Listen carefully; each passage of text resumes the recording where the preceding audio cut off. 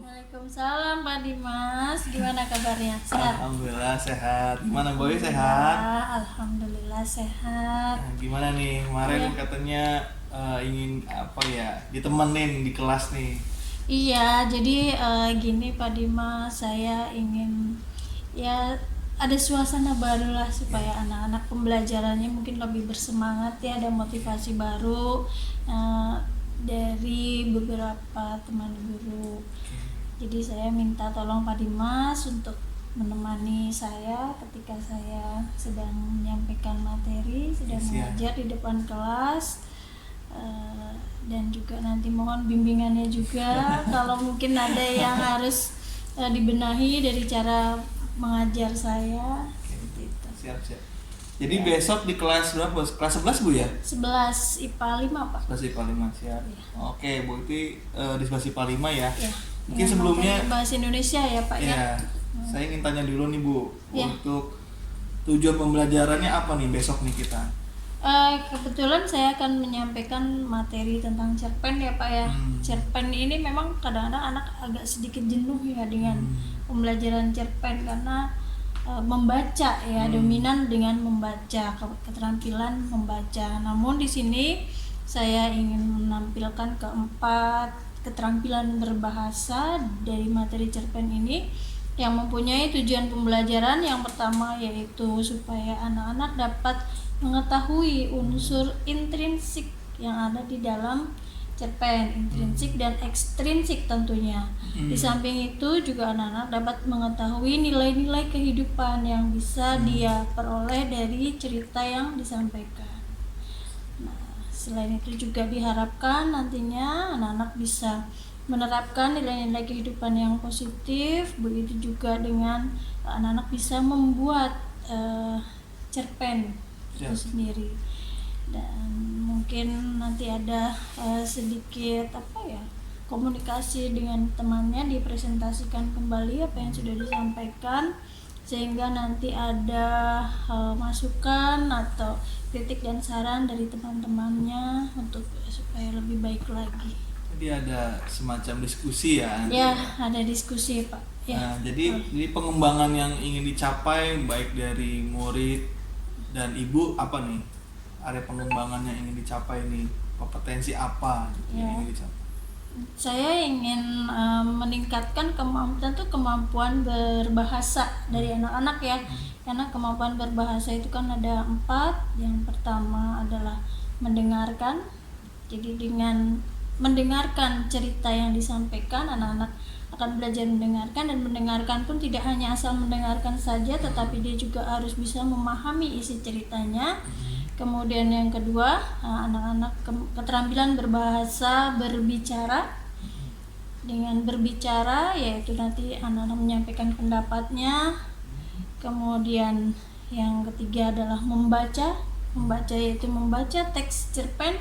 Dan membaca teks cerpen ini tidak sama dengan membaca teks yang lain, misalnya seperti teks berita, puisi dan sebagainya. Tapi di sini ada unsur ekspresinya juga yang harus ditampilkan, intonasinya juga seperti itu sesuai dengan ceritanya. Kemudian yang terakhir yaitu ada keterampilan menulis. Nah, di sini diminta anak-anak supaya menulis kembali isi ceritanya, yaitu dengan menganalisis cerita tadi, yaitu menganalisis dari unsur intrinsik dan ekstrinsik serta nilai kehidupan yang terkandung di dalam cerpennya. Jadi harapan saya ada 4 keterampilan berbahasa. Sudah langsung berorientasi ke siswa ya langsung. Iya. Ya. Betul. Terus strategi apa yang sudah Ibu siapkan nih, baik mungkin dari perangkatnya sudah dipersiapkan atau belum, atau modelnya akan pembelajaran seperti apa? Ya. Oh iya, kebetulan saya akan menggunakan metode menggunakan scan barcode ya. Nah, jadi saya sudah menggunakan teknologi ya. Kita manfaatkan teknologi digital yang sudah ada. Jadi saya sudah menyiapkan beberapa cerpen. Nah, jadi cerpen itu sudah saya masukkan ke dalam link, kemudian bisa diubah menjadi scan barcode, dan nanti anak-anak bisa memilih barcode tersebut, kemudian dia men-scan dan melihat cerpennya ada di dalam. Oke, berarti sudah dipersiapkan ya. Sudah. Dengan tadi juga ada model, mungkin ada kelompok tadi ya, terus ada untuk diskusi lain. kelompok ya, nanti tugasnya. Baik, mungkin itu sebagai percakapan kita ya di sebelum kita nanti ke kelas ya. Semoga nanti lancar Bu Wahyu kita ya. Amin, ya. Kita bisa melihat Mohon bagaimana dukungannya ya Pak Dimas ya. ya, sama-sama kita kan sebagai rekan sejawat sama-sama belajar Bu. Iya. Jadi saya sebagai observer itu ingin mendampingi, bukan sebagai yang lebih baik atau lebih bagus, tapi sebagai kita sama-sama belajar gitu. Saya juga belajar sebagai observer, Bu Wahyu belajar sebagai yang diobservasi, dan sama-sama kita berbagi ya. Oke, siap. Baik. Ya. Terima kasih Bu Wahyu. Sama-sama Pak Dimas. Ya. Terima kasih. Semoga sukses juga untuk semuanya. Amin. Yang ketiga, religius berhubungan dengan agama. Hubungan manusia atau para tokohnya dengan Tuhan. Ya. Yang keempat, pendidikan. Berarti berhubungan dengan baik dan buruknya tingkah laku para tokoh ya, pendidikan di situ ya. Oke, kemudian yang kelima, nilai budaya berhubungan dengan adat istiadat atau kebiasaan yang dilakukan ya oleh masyarakat di sekitarnya. Kemudian yang keenam, estetika. Apa itu estetika? Keindahan. Ya, jadi ada nggak cerita-cerita yang menunjukkan keindahan? Mungkin bisa dari lingkungan sekitarnya, bisa dari para tokoh itu sendiri, sikapnya bagaimana ya, keindahan-keindahan dari bahasanya yang digunakan, ada tuh tidak manjas-manjas yang digunakan, itu nanti masuk ke dalam nilai estetika. Paham sampai di sini? Unsurnya apa yang membangun? Unsur apa saja yang membangun sebuah cerpen? Unsur? Ada dua, intrinsik dan ekstrinsik. Intrinsik apa saja?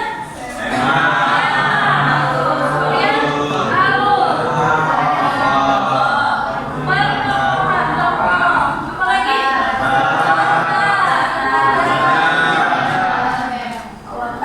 Sudut pandang. Amanat dan bahasa. Oke, pintar sekali. Baik, sepertinya kalian sudah banyak memahami tentang cerpen. Sekarang kita coba praktikkan ya.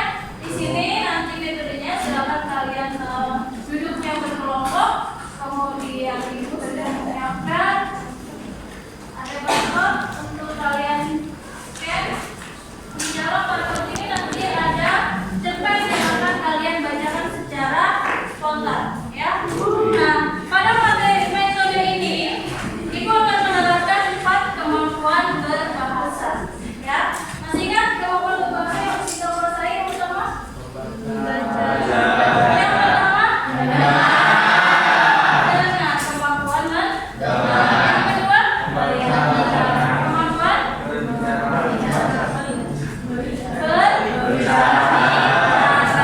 ya, bagaimana cara kita berbicara menyampaikan sesuatu ya. Yang ketiga, kemampuan membaca ya, membaca. Bagaimana cara kalian membaca dengan metode membaca itu kan bisa dengan membaca cepat ya. Nah, nanti pada teks cerpen dituntut kemampuan kalian untuk membaca. Kemudian yang keempat, menulis. Ya, jadi keempat kemampuan berbahasa kita nanti akan kita tunjukkan ya, kalian tunjukkan ya. Pertama dengan mendengar. Mendengar itu kalian mendengarkan cerita yang disampaikan oleh teman kalian. Yang kedua dengan berbicara. Teman kalian silakan nanti ketika ada yang mempresentasikan, kalian tunjukkan kemampuan berbicara kalian dengan memberikan pendapat atau ulasan tentang unsur-unsur yang disampaikan oleh teman kalian. Kemudian yang ketiga, keterampilan berbicara atau membaca, yaitu kemampuan presentator atau orang yang mempresentasikan teks cerpennya dengan membaca teksnya. Yang keempat, kemampuan menulis. Menulis unsur-unsur yang terkandung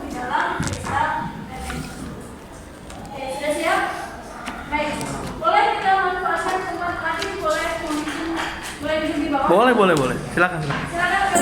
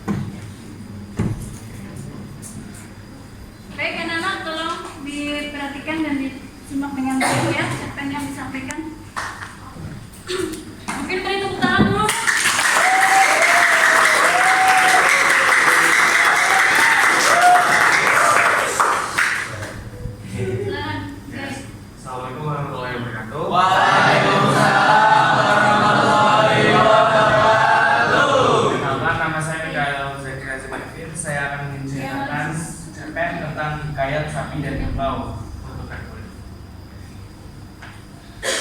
Alkisah di zaman dahulu, saat sapi dan kerbau masih menjadi sahabat.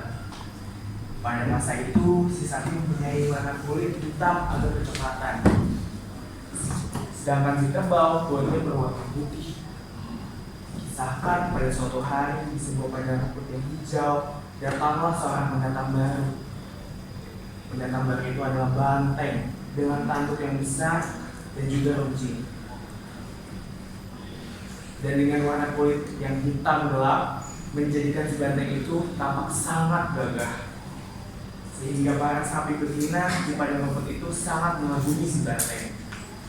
Singkat cerita, dengan cepat sekali kabar angin tentang kegagahan si banteng itu cepat sekali tersebar sampai ke penjuru padang rumput.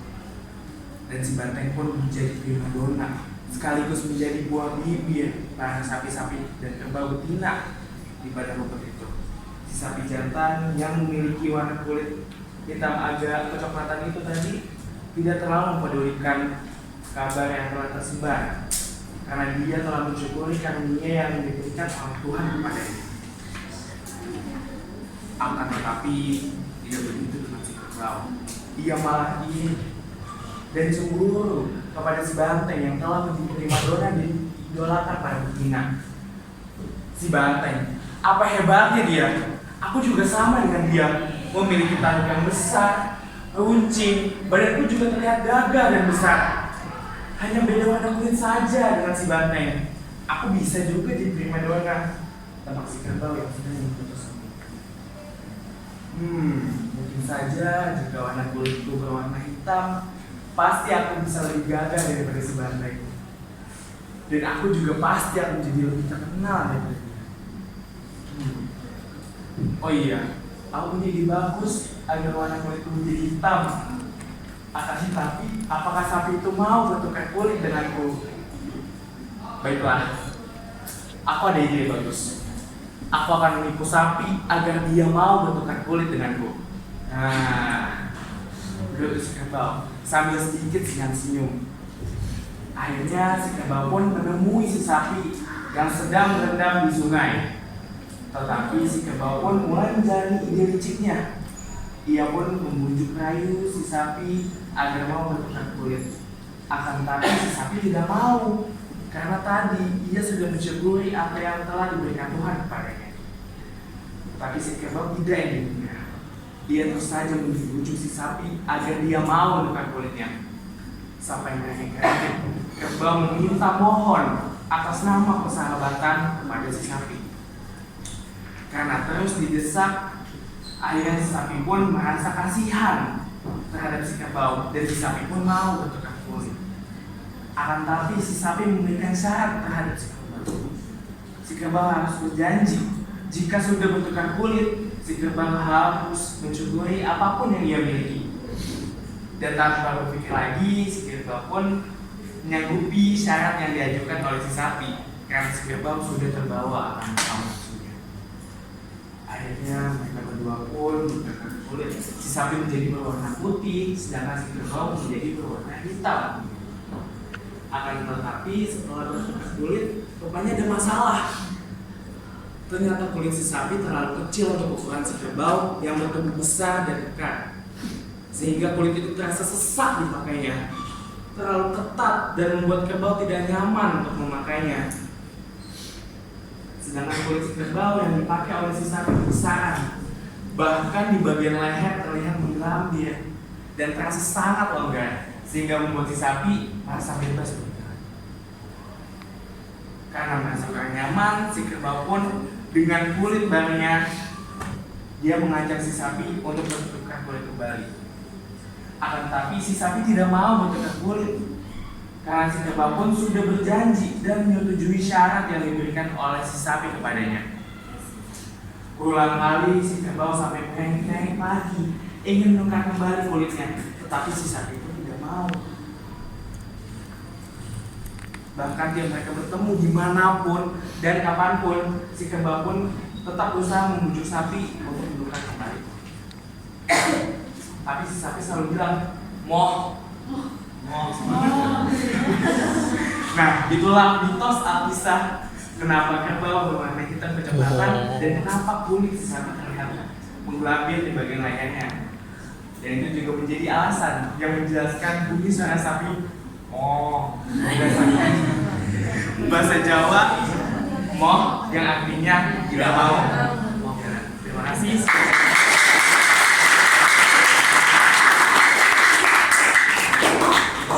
Terima kasih. pandai membaca dengan baik. Sekarang ya, Ibu ingin melihat kemampuan mendengarkan kalian nanti dengan menyampaikan atau memberikan kritik, saran ya kepada kelompok yang mempresentasikan unsur-unsur pembangun dari cerpen tersebut. Baik, sambil menunggu sedang dianalisis cerpennya, ada kelompok lagi yang sudah siap? Baik, silakan. Tirsya, kelompoknya Tirsya. Beri tepuk tangan.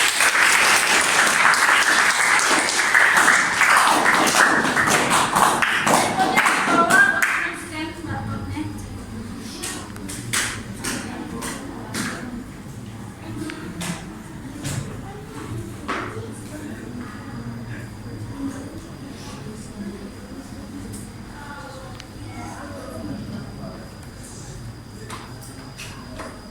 Jadi di scan dulu barcode-nya.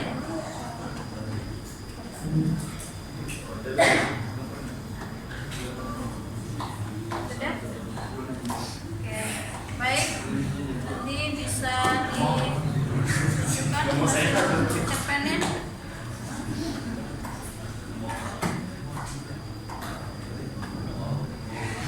Cerpen yang berjudul apa tadi? Putri yang tertidur. Ini ya berarti ya teksnya ya. Silakan.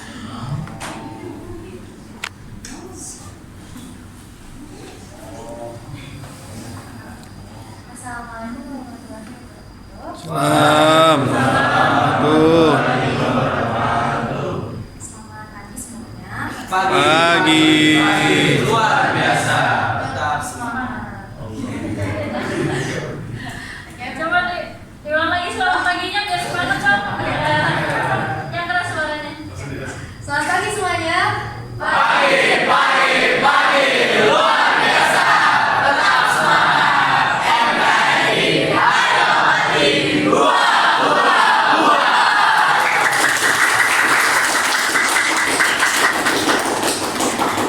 Perkenalkan, nama saya Dewi Mas dari kelompok Nasional 2. Di kesempatan kali ini saya akan membacakan cerpen yang berjudul Putri yang Tertidur. Dahulu kala ada seorang raja dan ratu yang sangat ingin memiliki keturunan. Mereka berkata setiap hari, andai saja kita punya anak. Tapi mereka tidak pernah memiliki. Di saat mereka mulai putus asa, pada suatu hari terjadi hal yang aneh ketika ratu sedang mandi. Seekor katak keluar dari air dan berkata, permintaanmu akan terpenuhi tahun ini. Kamu akan memiliki seorang putri. Dan apa yang dikatakan kata ternyata menjadi kenyataan. Dan ratu memiliki seorang gadis kecil yang sangat cantik. Raja dan ratu sangat bahagia. Mereka mengadakan pesta yang besar untuk merayakan. Mereka tidak hanya mengundang kerabat, teman, dan kenalannya, tapi juga para penyihir agar mereka dapat memberikan berkah terhadap anak mereka tersebut. Ada 13 penyihir di kerajaannya. Tetapi karena kerajaan hanya memiliki 12 piring emas untuk para penyihir, maka mereka hanya mengundang 12 orang penyihir saja. Pesta itu diadakan dengan segala macam kemewahan. Dan ketika itu berakhir, para penyihir menganugerahkan hadiah ajaib mereka kepada bayi itu. Seseorang memberi kebajikan, kecantikan, kekayaan, dan seterusnya dengan segala kebaikan di dunia yang diinginkan oleh setiap orang. Ketika 11 dari mereka telah memberikan berkat, tiba-tiba penyihir ke-13 yang tidak diundang itu datang. Dia ingin membalas dendam karena tidak diundang, dan tanpa menyapa atau bahkan melihat siapapun, dia mengucapkan kutukan dengan suara. Pada saat putri berumur 15 tahun, dia akan menusuk dirinya dengan jarum tenun dan kemudian mati. Dan tanpa mengucapkan sepatah kata pun, dia pergi meninggalkannya. Mereka semua kaget. Tetapi yang ke-12 yang keinginan baiknya masih belum terucapkan segera maju. Dan karena dia tidak dapat membatalkan kutukan jahat, tetapi hanya melemahkannya, dia berkata, ini bukan kematian, tetapi hanya tidur raja yang sangat khawatir dengan kutukan dan penyihir ke-13 memberi perintah agar setiap alat tenun di seluruh kerajaan harus dimusnahkan. Sementara itu, hadiah dari para penyihir lain terpenuhi dengan melimpah pada gadis muda itu. Dia begitu cantik, sederhana, baik hati, dan bijaksana, sehingga setiap orang yang melihatnya pasti akan mencintainya. Ulang tahun ke-15 itu sangat kebetulan, saat itu raja dan ratu tidak ada di sana. Dan gadis itu ditinggalkan di istana sendiri. Jadi si putri berkeliling ke berbagai tempat, melihat ke seluruh ruangan yang ada di istana sesuka hatinya. Dan akhirnya sampailah ia ke menara. Dia menaiki tangga yang sempit dan berliku dan mencapai ke sebuah pintu kecil. Sebuah kunci berkarat dan dilubangnya. Dan ketika dia membukanya, pintunya terbuka lebar. Dan di sana, di sebuah ruangan yang kecil, duduk seorang wanita tua dengan alat tenunnya yang sibuk membukaannya. Selamat siang wanita tua, kata beliau. Apa yang kamu lakukan di sana? Oh, aku sedang menenun, kata wanita tua itu dan menganggukkan kepala. Dan macam apa itu? Mainan itu berputar-putar, kata gadis itu, karena dia tidak pernah melihat alat tenun sebelumnya. Kemudian dia mengambil alat tenun itu dan ingin mencobanya. Tapi baru saja dia menyentuh alat tenun itu, ketika tanpa sengaja jarinya tertusuk jarum yang ada di alat itu. Dan pada saat itu dia merasakan tusukan. Dia jatuh ke atas tempat tidur yang ada di sana dan tidur. Dan tidur itu meluas ke seluruh istana. Raja dan ratu yang baru saja pulang dan telah memasuki aula besar mulai tidur. Dan kejadian yang sama terjadi di seluruh kerajaan. Kuda-kuda juga tidur di kandang. Anjing tidur di halaman. Merpati tidur di atap. Lalat juga tidur di dinding. Bahkan api yang berkobar di perapian itu menjadi sunyi dan tertidur. Daging panggang tetap kusut dan juru masak jadi tidur. Dan angin pun berhenti.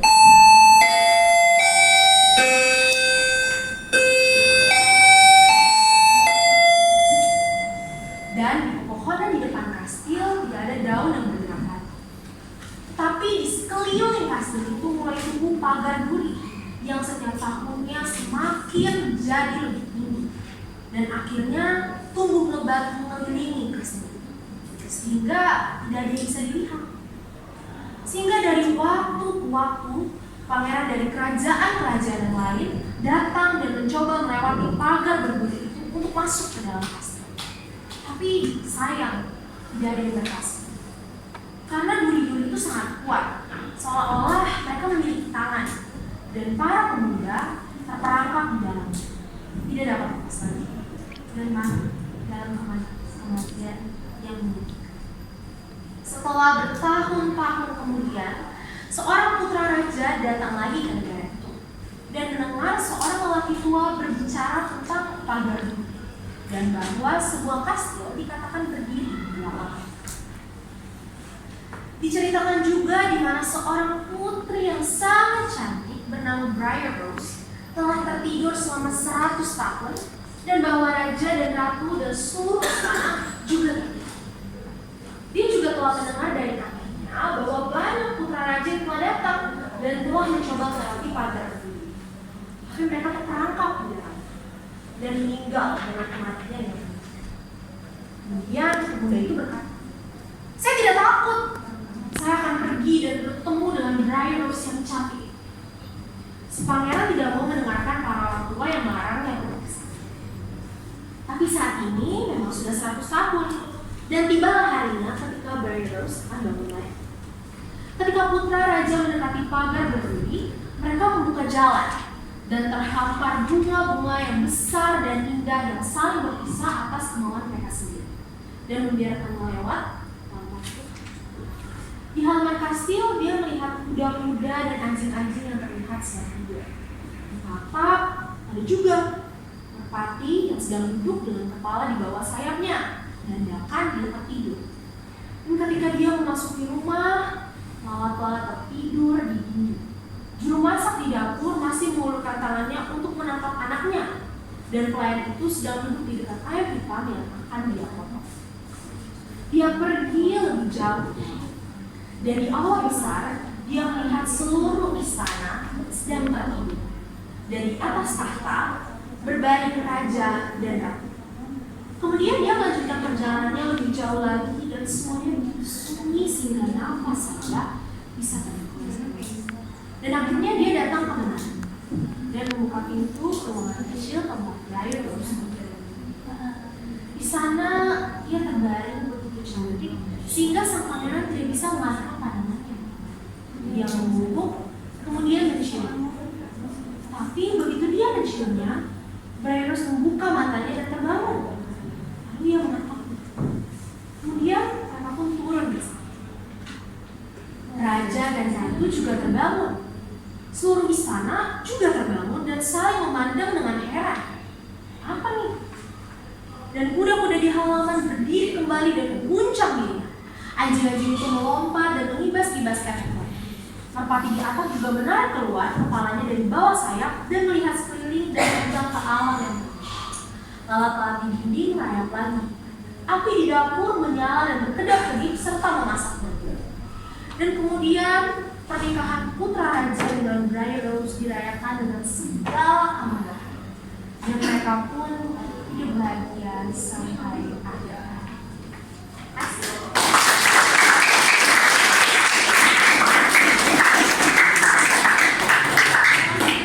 Bagus sekali ya membaca tiap paginya dengan penuh penghayatan. Jadi sekarang kita berada di istana tersebut. Ya atau tidak? Ya.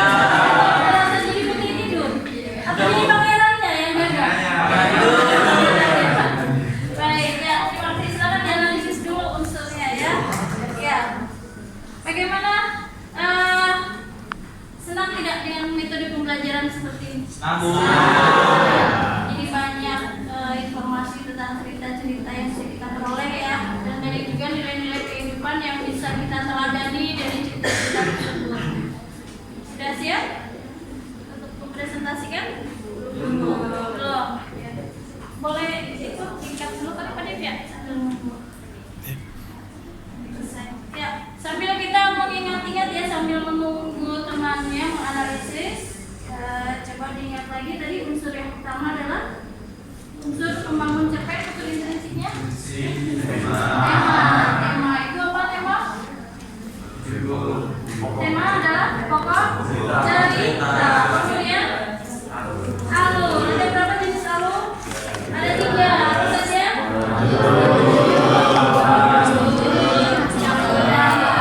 Kemudian yang ketiga latar. Ada apa saja?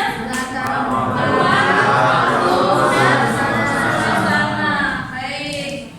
Tempat berarti di mana kejadian atau peristiwa tersebut, kemudian waktu juga kapan ya, suasana itu bisa sepi, senang, ramai, sunyi ya.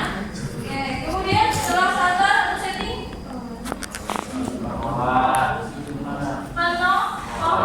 penokohan itu nanti bisa dianalisis dari nama tokohnya, sifat dan karakternya, kemudian penokohan itu sendiri dia sebagai antagonis atau protagonis.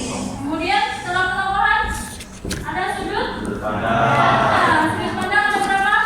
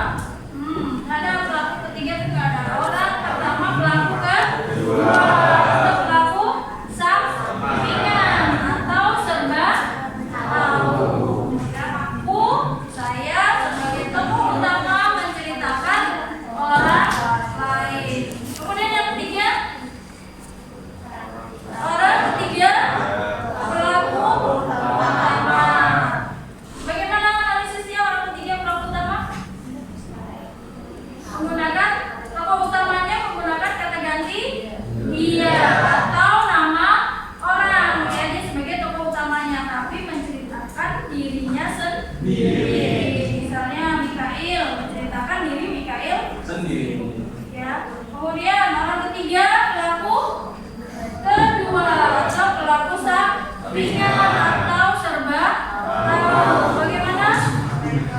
Ya, nama orang atau dia menceritakan orang lain. Misalnya Tirca menceritakan Putri, ya, kisahnya Putri, ya. Nah, itu orang ketiga pelaku perbuatan sembrono. Lalu berikutnya setelah sudut pandang ada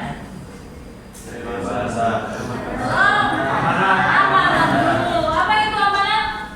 Amanat adalah pesan, ya, yang disampaikan, nasihatnya apa yang bisa kita ambil. Dan yang terakhir adalah gaya bahasa. Gaya bahasa meliputi apa saja? Ada digunakan,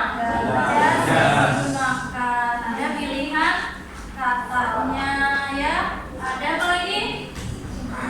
Tanda baca bisa digunakan, ada peribahasa atau ungkapan, ya. Ada konjungsi.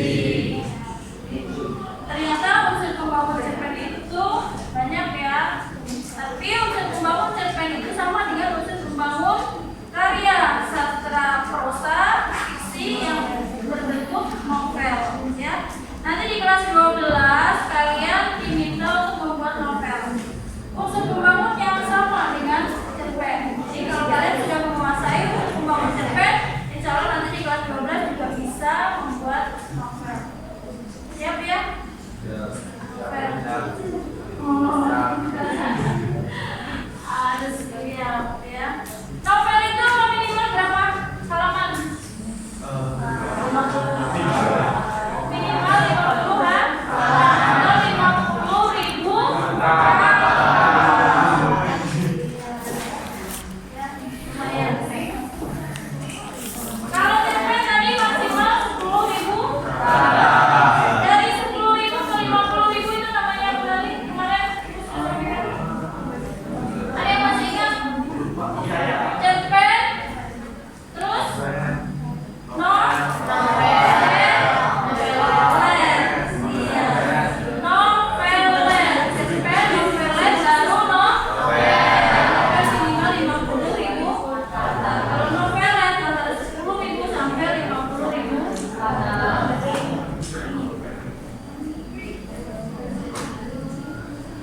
sudah siap? Kelompok Putri yang tertidur? Oh, sudah tidur. Ayo, siapa mau jadi pangeran?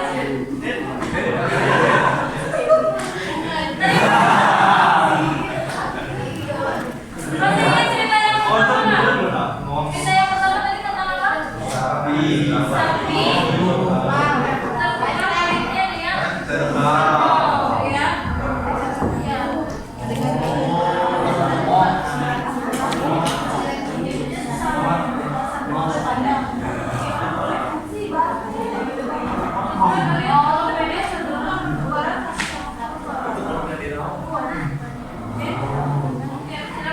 Baik, sekarang kita saksikan presentasi analisis cerpen yang berjudul apa tadi, Mikael?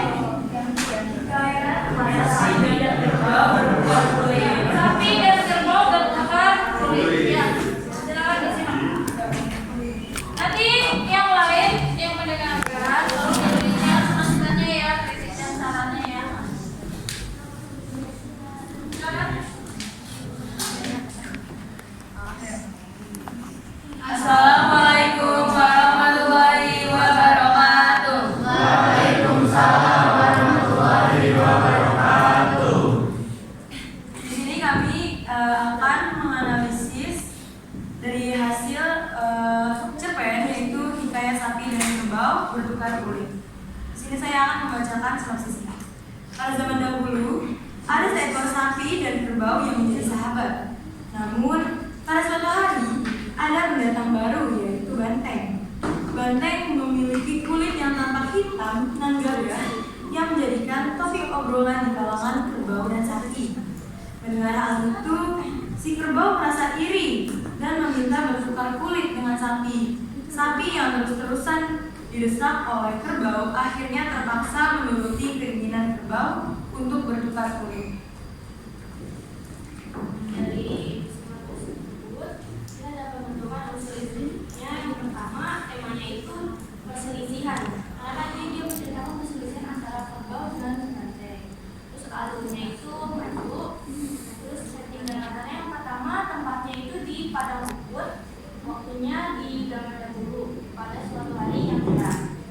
Suasananya menegangkan karena kedatangan banteng sebagai pendatang baru di padang rumput tersebut.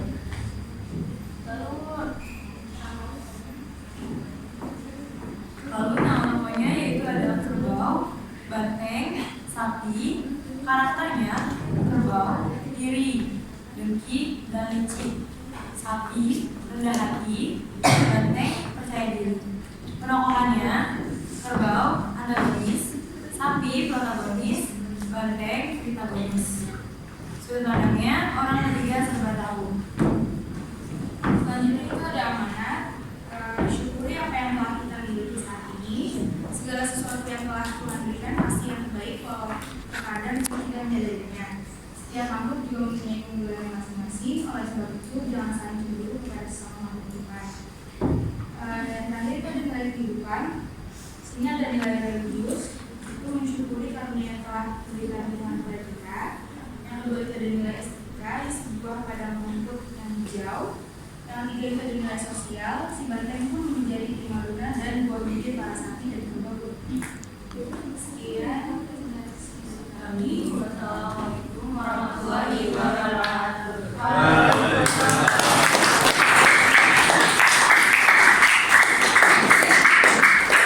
Kelompok lain ada yang mau memberikan kritik, saran, atau tambahan untuk unsur intrinsik yang sudah disampaikan? Silakan. Mungkin dari nilai kehidupan kalian menemukan nilai kehidupan yang lain dari ceritanya. Yuk guys.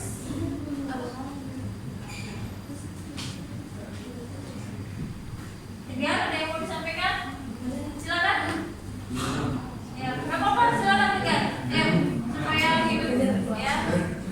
Diskusi kita kali ini. Silakan Edgar.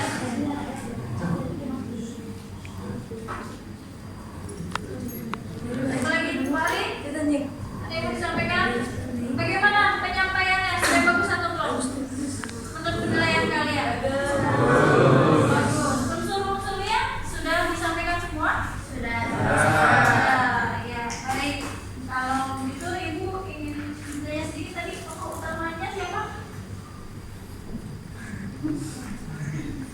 Tokoh utamanya kerbau. Kerbau. Tokoh utamanya kerbau. Berarti sudut pandangnya adalah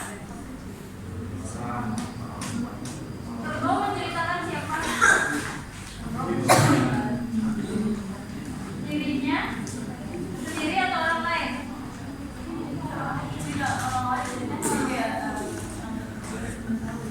Iya, jadi kerbau menceritakan orang lain. Ya, jadi sudut pandangnya adalah orang ketiga serba tahu. Ya, baik, bagus sekali. Kalau tidak ada tambahan, kita beri tepuk tangan.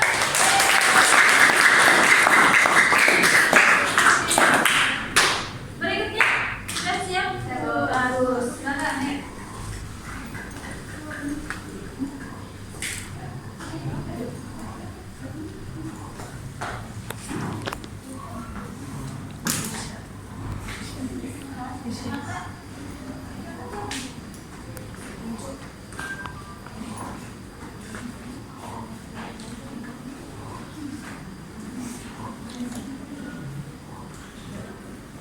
Assalamualaikum warahmatullahi wabarakatuh.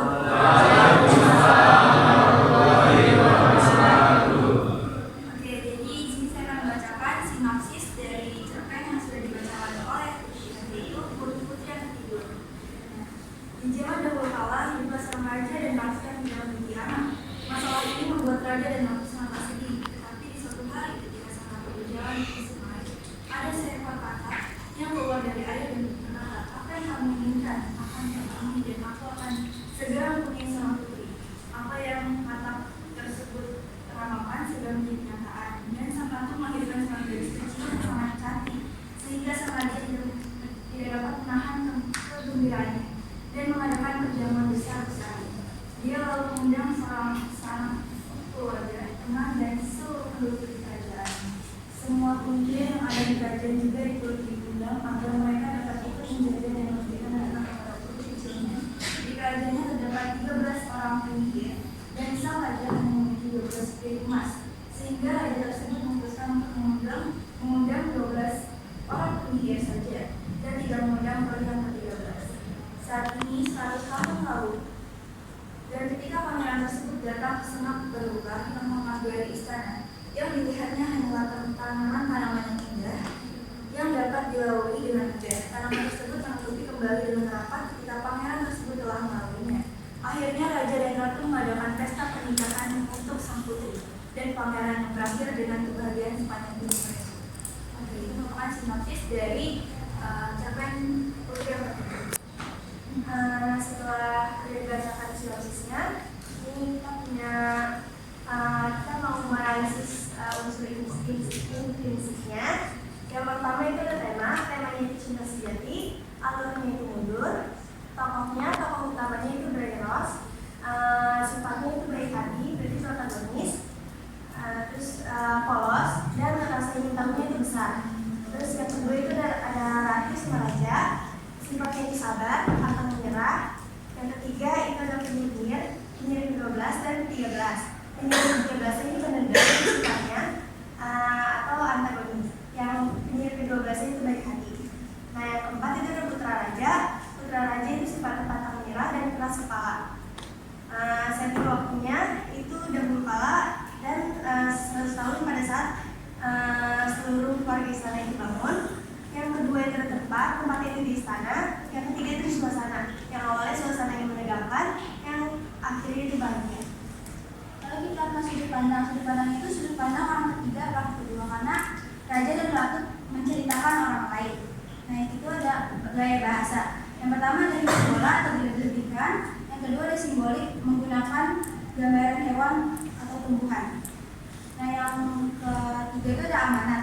Amanatnya itu selalu menjaga hubungan baik dengan orang lain karena bisa jadi apa yang kita lakukan menyakiti hati orang lain dan membuatnya bertindak tidak baik. Nah, yang terakhir ada nilai kehidupannya itu. Yang pertama ada nilai moral, yang kedua ada nilai sosial. Iya, bagus sekali. Ada yang mau memberikan kritik saran? Silakan, kelompok lain. Ayo, sini. Silakan. Memberikan kritik saran? Oh iya, Mikael, bagus. Silakan, Mikael.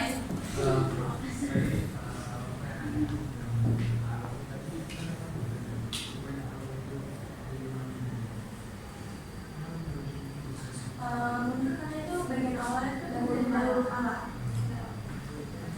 Jadi alur yang digunakan adalah alur mundur karena memang di awal sudah disampaikan pada dahulu kala. Iya. Bagaimana Mikael? Iya, baik. Ada lagi? Silakan. Terima kasih. Ada lagi? Tidak ada. Iya, boleh. Tidak ada? Bagaimana menurut kalian penampilan kelompok keren?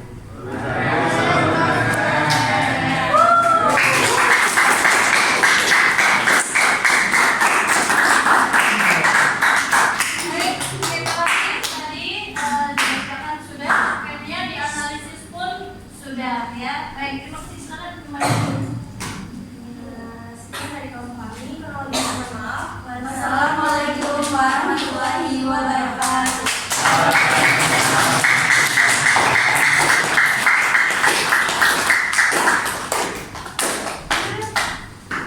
Oke, syukur alhamdulillah kegiatan kita penyampaian materi cerpen pada pagi ini yang sudah disampaikan oleh penampilan 2 kelompok dan untuk 4 kelompok berikutnya Ibu tunggu di pertemuan berikutnya ya. Oke. Jadi nanti dari hasil analisis kalian dan cerpennya tolong dibuat, diketik yang bagus, yang rapi, dibuat dalam bentuk laporan ya. Boleh nanti dikumpulkan. Kita ketemu lagi hari Selasa minggu depan ya.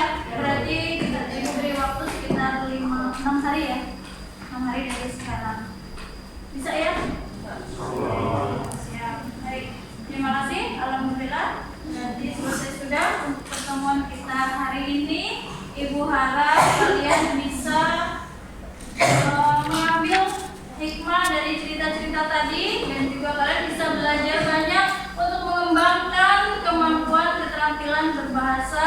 kalian ya.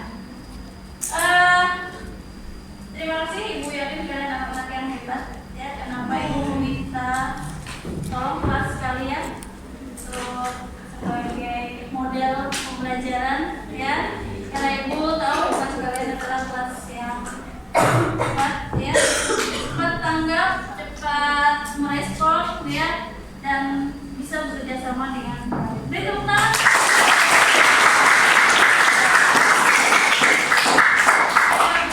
Tadi mohon maaf Ibu belum sampaikan ada Pak Dimas. Beliau adalah sebagai guru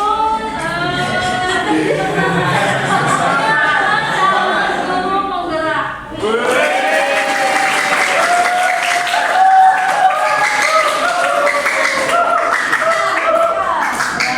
Kemarin guru terapa?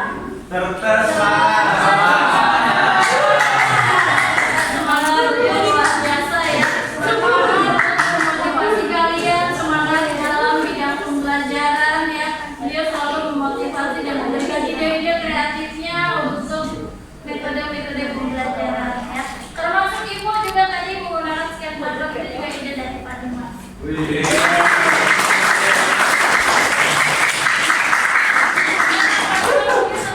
Disampaikan untuk anak-anak dan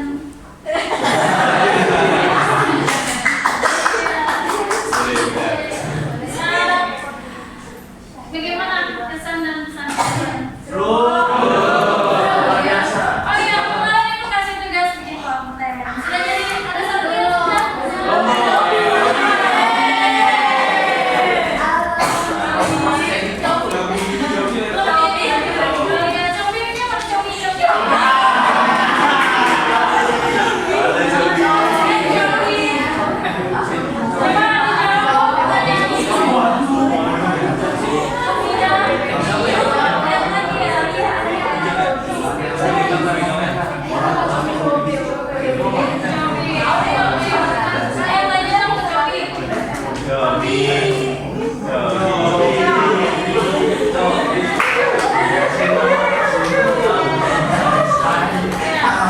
Berikutnya kelompok mana yang sudah kirim? Ada yang sudah kirim lagi?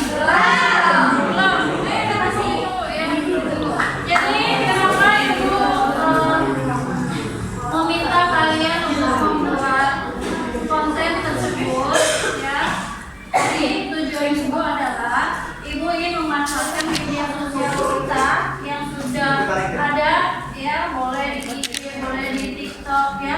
Itu untuk hal-hal yang positif. Sebenarnya bisa kok kita belajar tanpa kita harus membaca buku, tapi kita bisa menambah wawasan dan pengetahuan kita dengan media sosial yang kita miliki.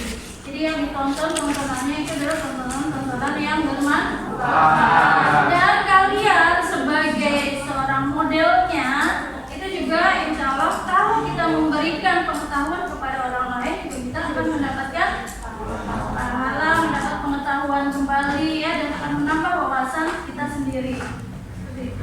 Bisa buat konten-konten berikutnya? Nah ya Ibu ya, ini kelas IPA 5 Pak Dimas, ini kayaknya anak model semua nih ya. Ya, dan aku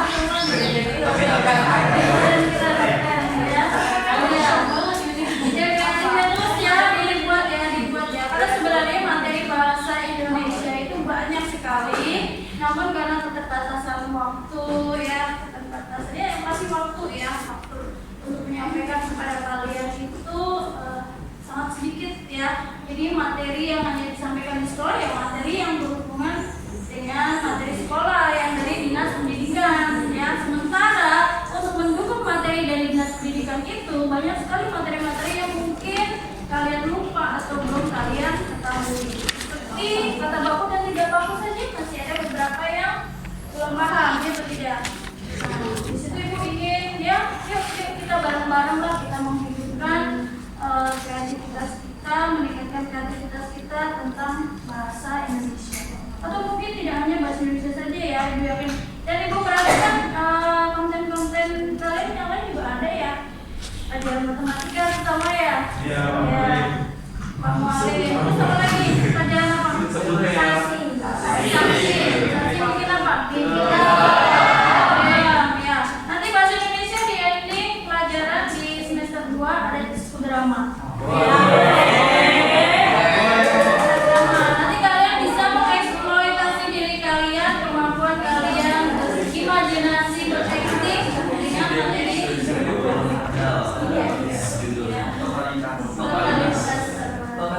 Ya, kalau kelas kalian kemarin ditunjukkan di video ya, ini dramanya ada yang berupa video, ada yang berupa penampilan langsung di kelas. Jadi yang video sudah di-upload ke YouTube, yang kalau kalian mau lihat-lihat di YouTube. Jadi aja itu drama, pembelajaran drama. Sudah ada. Kemudian saya mau ditanyakan sampai di sini. Tidak ada. Baik, kalau tidak ada, Mbak Dima mungkin bisa diskusi. Baik, terima kasih banyak teman-teman semuanya. Terus berkreativitas, terus berkarya dengan hal-hal yang positif. Ibu yakin semua nanti akan kalian rasakan manfaatnya kelak di kemudian hari. Ya, terima kasih. Assalamualaikum warahmatullahi wabarakatuh. Waalaikumsalam warahmatullahi wabarakatuh.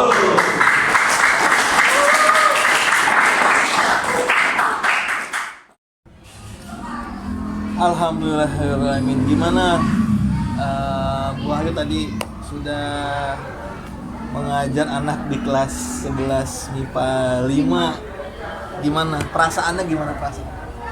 Perasaannya ya senang sih Pak. Alhamdulillah senang. Saya mengajar yang biasanya sendiri, jadi ada temannya. Dan apa ya, anak-anak juga sepertinya dia lebih semangat ya untuk belajar ya, karena dia merasa ada yang lebih memperhatikan, dapat perhatian lebih lah. Itu sepertinya kalau setiap ngajar ada temennya asik juga nih Pan.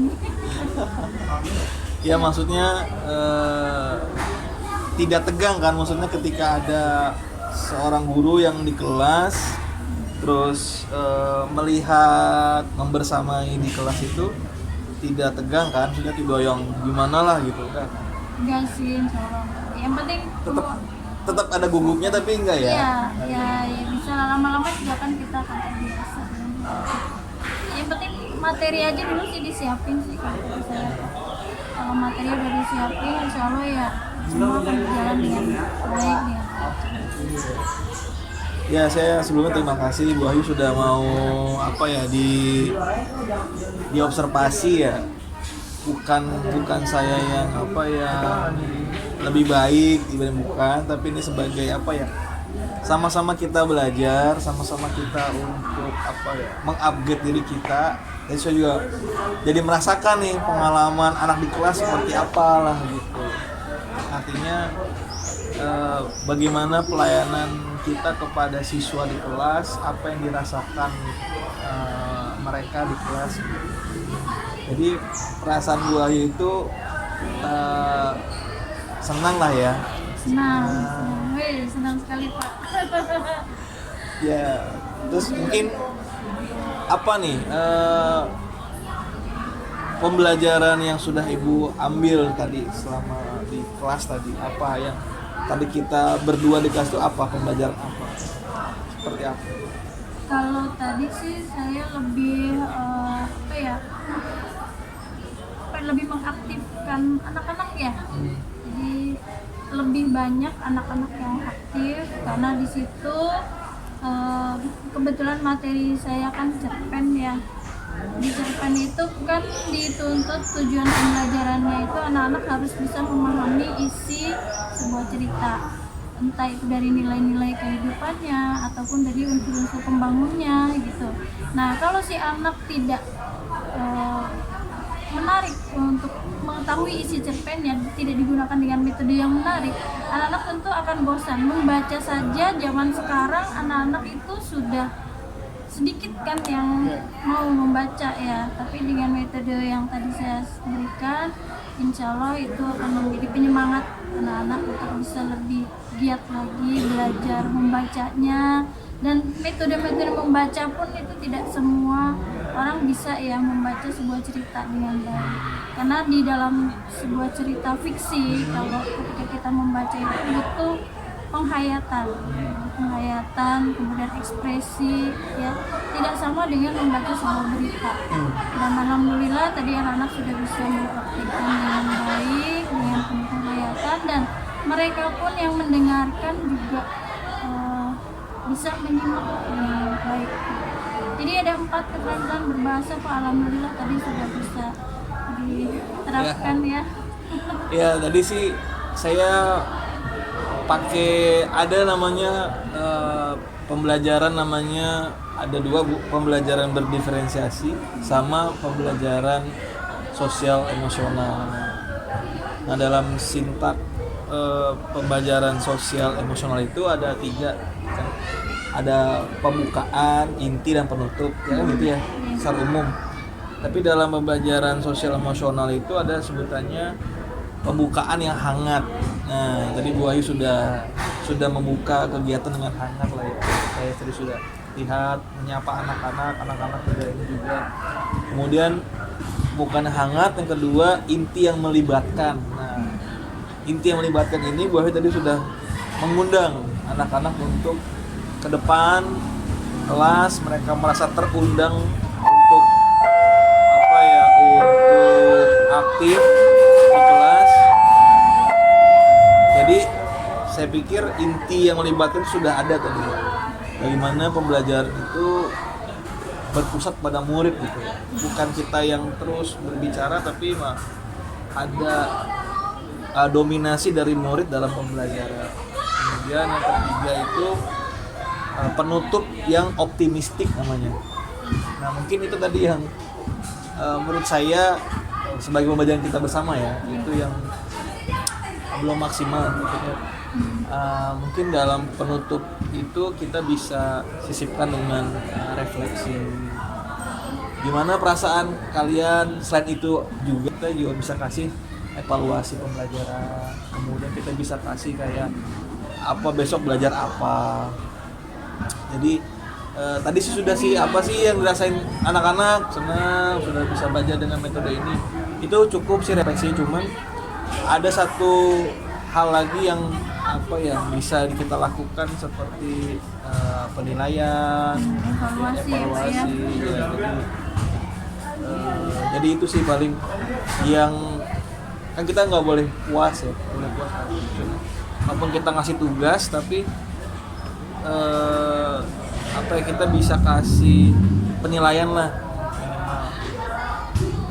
Yang ketiga dan keempat sudah ada diferensiasi dalam belajar. Maksudnya dalam diferensiasi itu ada 3, ada diferensiasi konten, diferensiasi proses, dan diferensiasi produk. Kalau konten, Ibu sudah menyajikan konten yang visual, yang audio visual. Tadi anak-anak sudah bikin video ya tadi ya. Jadi kita tuh menyajikan berbagai macam konten karena ada yang berbentuk video, ada yang berupa teks dan seterusnya. Nah, itu sudah terlihat. Kemudian ada diferensiasi proses. Nah, anak ada yang audio, ada yang kinestetik. Dan pembelajaran itu kita harus memfasilitasi anak kayak gitu. Mungkin anak itu ada tugas yang lain, misal observasi misalnya. Jadi kinestetik dia bisa bisa terpenuhi lah kebutuhannya. Gaya belajarnya bisa terpenuhi. Jadi itu diferensiasi proses. Kemudian yang berikutnya diferensiasi produk. Nah, produk itu berupa tugasnya bisa bikin makalah. Jadi mereka bebas mengeksplor produk yang akan mereka pakai gitu. Kan kita sedang belajar bagaimana menerapkan model PBL atau PJBL. Anak itu bikin produknya apa, bisa bentuk digital, bisa berbentuknya produk benda dan seterusnya gitu. Makalah atau apa. Jadi memberikan keluasan ke anak untuk mengeksplor materi, mereka membuat apa, sehingga dengan keluasan itu mereka bisa menemukan kemandirian belajar mereka dengan sendirinya.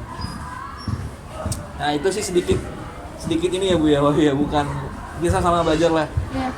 Nah di sini Bu Ayu menemukan hambatan nggak nih, atau dalam model tadi itu ada nggak hambatan atau tantangan atau sesuatu yang masalah nih yang Bu Ayu temukan tadi gitu? Ada nggak kira-kira? Kalau yang masih saya rasakan sih waktu ya Pak ya. Kalau dengan materi saya kayak Iya, berbagai materi ya. Materi tadi kan Apa aja? apa aja. Misalnya modelnya tadi kurang maksimal atau tidak tepat dengan materinya atau apa hal? Nah, kalau di pembelajaran materi yang lain tuh saya menemukan di materi ceramah, Pak. Ceramah itu selama ini itu kan kalau saya menyampaikan materi ceramah itu ke metode praktik yang saya gunakan, anak-anak itu satu persatu maju di kelas, dia berceramah menyampaikan. Memang sih di situ banyak sekali pembelajaran yang bisa mereka dapatkan. Pertama dia bisa menguji kemampuan bahasa dia dalam memahami isi sebuah teks, kemudian kemampuan berbicaranya, ya. Nah, tapi di situ kendalanya memakan waktu yang cukup lama karena satu persatu gitu, dan itu nggak cukup hanya 2-3 kali pertemuan saja, bahkan kadang sampai 4 kali pertemuan baru selesai. Berarti di manajemen waktu ya? Manajemen waktu itu yang saya bilang, apakah harus dengan mereka buat video atau bagaimana? Kalau dengan video kan berarti mereka nggak ada audiensnya dan saya kurang dapat gitu. Nah, gimana solusinya ya? Apa dilakukan dengan cara berkelompok? Kalau berkelompok berarti tidak semua anak bisa kelihatan gitu kemampuan berbahasanya dia. Jadi Bu Ayu menemukan permasalahan yang dihadapi ini dalam waktu ya, keterbatasan waktu dengan materi yang tadi, terus ingin mengeksplor pada setiap anak, tapi anak ya kita nggak ada waktu lah ya, jadi sehingga terbatas waktu di kelas tadi. Jadi kita tujuan untuk berbicara kita sharing-sharingnya adalah bagaimana sih menemukan solusi atas tadi. Iya, metode yang tepat untuk pembelajaran di tadi ya, supaya waktunya bisa waktu juga bisa berhemat, terus tujuan pembelajaran juga bisa dicapai. Ya. Oke. Mungkin gini, kita mulai dengan Bu Ayu melihat anak-anak dalam belajar itu gimana, antusiasnya gimana selama inilah ya, dengan tadi model tadi itu gimana, coba bisa dijelaskan nggak gimana? Kalau dengan model tadi materi cerpen sih alhamdulillah mereka sangat antusias ya, karena saya melihat setiap anak itu kan jarang sekali yang bisa menguasai keempat kemampuan berbahasa itu tadi. Mungkin ada anak yang pandai menulis, tapi dia belum tentu pandai berbicara. Ada yang pandai berbicara, belum tentu dia pandai menulisnya. Nah, di dalam kelompok tadi saya membagi siapa yang merasa pandai berbicara, kalian sebagai pembicara. Yang merasa pandai menulis, kalian sebagai penulis yang menganalisis isi ceritanya. Yang pandai di bidang IT, yang senang buat konten-konten dan sebagainya, silakan kalian sebagai editor yang merekam videonya. Jadi sebenarnya jadi mungkin nanti di materi drama saya akan menerapkan komitmen saya tadi dengan membagi beberapa anak yang punya kemampuan di bidang berbicara, berakting dan menulis ya, karena drama pun butuh kemampuan untuk menulis teksnya. Jadi udah tadi terlihat ya rencananya membagi anak-anak kemudian supaya terakomodir, jadi waktu juga bisa jadinya termanage ya, supaya apa ya, nggak ceramah aja kan, jadi bisa mengakomodir kebutuhan belajar setiap murid kan gitu. Nah, kira-kira siapa nih yang bisa siapa pihak atau apa ya, stakeholder mungkin yang bisa diajak untuk bisa dilibatkan lah untuk bagaimana rencana ini supaya bisa berjalan gitu. Siapa kira-kira yang bisa diajak untuk supaya ini permasalahan tadi itu, keterbatasan waktu dan seterusnya ini bisa apa terpecahkan nih, siapa? Maksudnya diajak untuk kerjasama. Ya mungkin sama atau sekedar share atau minta yang mungkin dengan apa ya, kurikulum ya, atau guru penggerak yang sedang berjuang sekarang. Ya, Pasti. ya, karena dengan adanya guru penggerak itu sangat membantu saya untuk apa ya, bisa saya ajak sharing ya, siapa tahu ada solusi yang bisa diberikan. Oke, jadi banyak stakeholder ya yang bisa diajak untuk terlibat. Tadi Ibu menyebutkan ada kurikulum, ada mungkin teman sejawat, ada guru, atau yang lain mungkin siapa yang bisa kita libatkan? Bahasa dan Guru tulis sama MMP ya, Oke. guru BK juga mungkin dari sifat dan karakteristik anak kan kita bisa diskusi, bisa terlihat oh iya si anak ini begini. Mungkin mulai sekarang sudah mulai disampaikan ya sebagai tindak lanjut kita nih, maksudnya kita yang sudah menemukan tadi bahwa sudah ke arah ke solusi kepada siapa kita harus memecahkan masalah tersebut. Mungkin dari sekarang sudah mulai tadi ya dikomunikasikan gitu ya. Gimana? Iya. Ada rencana saya mau ibu itu coba ya ibu. Oh iya, ambil aja ibu belum baca ya. Ya. Ya. Apa rencana mulai kapan nih kita Bu Wahyu untuk mengkomunikasikan pada pihak-pihak tadi? Sebenarnya dari kemarin saya menemukan permasalahan itu, saya sudah mencoba komunikasi dengan sama guru mata pelajaran untuk mencari solusinya seperti apa. Untuk sharing lah ya. Sharing ya. Alhamdulillah kalau Penggerak juga. artinya di sini kita saling berbagi ya. Ketika kita menemukan sebuah permasalahan ya baiknya kita bagi permasalahan itu supaya ada obrolan untuk mencari solusi apa nih yang terhadap permasalahan yang saya hadapi. Ditunggu Bu Wahyu untuk kabarnya nih solusinya sudah terpecahkan, masalahnya sudah terpecahkan belum dengan solusi yang tadi ya, dengan membagi Kemampuan siswa dan kalian tetap semangat, terus berusaha menjadi guru yang bisa memberikan makna kepada siswa-siswi kita. Kita tidak bisa menjadi guru yang terbaik, tapi kita bisa memberikan yang terbaik. Kita tidak mungkin jadi guru yang terbaik, tapi kita bisa memberikan. Terima kasih Bu Wahyu atas obrolannya. Ya, sama-sama Pak Dimas, terima kasih atas. Terima kasih. Assalamualaikum warahmatullahi Waalaikumsalam. wabarakatuh. Sukses selalu buat Pak Dimas. Sudah selesai coachingnya, coaching supervisi akademik bersama Ibu Wahyu Handayani Istianingsih, SPD, Guru Bahasa Indonesia kelas 11. Sukses. Terima kasih.